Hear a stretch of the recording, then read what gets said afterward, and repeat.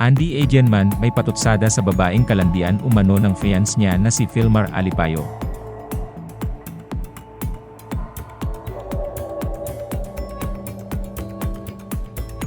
Pero bago ang lahat, kung ikaw ay bago sa aking channel, huwag kalimutan na mag-subscribe at i-click ang notification bell for more trending news. Tila may patama ang dating aktres na si Andy Agenman sa TikTok content creator na si Chris Aliagi, matapos na mag-viral ang video ni-upload nito sa kanyang social media account kung saan ay kausap nito ang fiance ni Andy na si Filmar Alipayo. Umani ng iba't ibang komento ang viral video ni Krisa na ibinahagi niya sa social media, kung saan ay makikita nga ang pakikipag-usap niya sa fiance ni Andy na si Filmar na mabilis na binigyan ng mali siya ng mga nakapanood. Mapapanood sa video ang pag-uusap ng dalawa nang magkita sila kamakailan sa isla ng Siargao.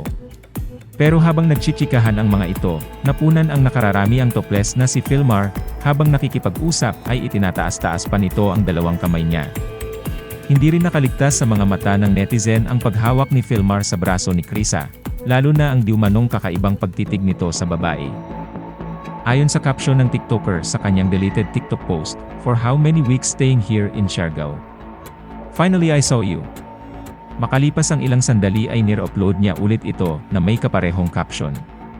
Pero maririnig naman sa background music ang love song na Wake.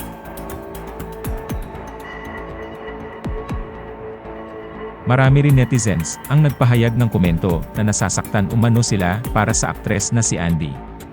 Lalo na at may mga anak sila ni Filmar. Kung totoo man na di umano, may mali siya ang pakikipag-usap nito kay Krisa. Sa kabilang banda, nagsalita na ang content creator tungkol sa isyong ito mula sa sunod-sunod niya ang online posts.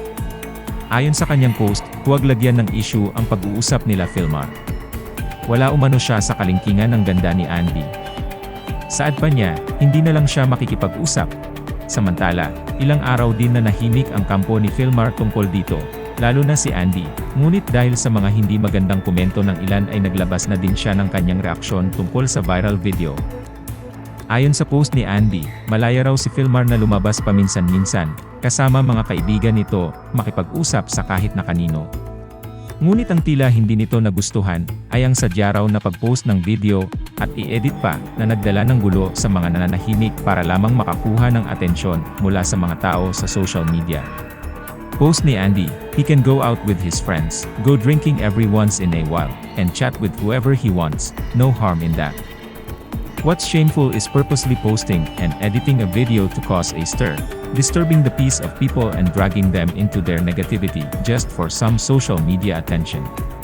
Sa kabilang dako, si Krisa ay naglabas na din ng kanyang pahayag tungkol dito, at mariin nga niyang itinanggi na nagkaroon ng flirting sa pag-uusap nila ni Filmar.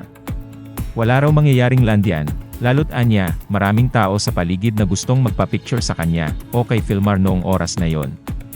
Gayunpaman, inulan pa rin ang mga negatibong komento ang paliwanag na ito ni Krisa, at kinwestiyon din ang ilan ang background music na ginamit nito sa inupload niyang video nila ni Filmar. I-edit kasi nito ang video, at nilagyan nga niya ng background music ng kantang Wake. Ngunit paliwanag pa nito, paboritong kanta niya lang umano yun, kaya ito ang ginamit niyang kanta sa video nila ni Filmar.